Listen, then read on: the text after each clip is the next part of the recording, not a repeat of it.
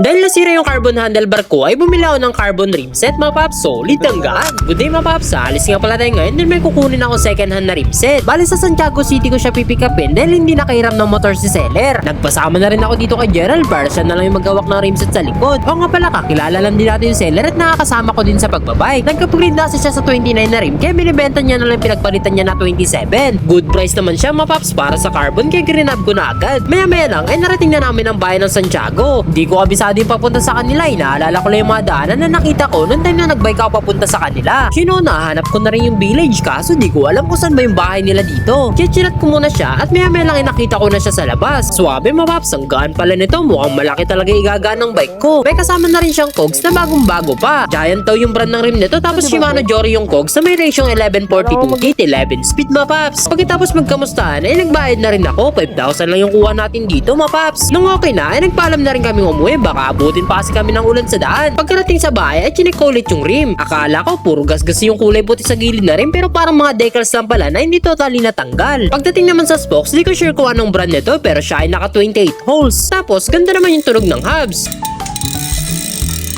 Suwabe, ang smooth, di man siya ganun kaingay pero ang ganda naman ng performance. Tubeless ready na rin siya at may nakalagay na DBL sticker sa rim niya. O nga pala mga paps, bago gusto nyo makipag-swap ng RD at shifter, yung 12 speed ko swap sa 11 speed nyo. So update ko na lang kayo kapag ipapakabit na natin to. Yun lang mga paps, ride safe palagi.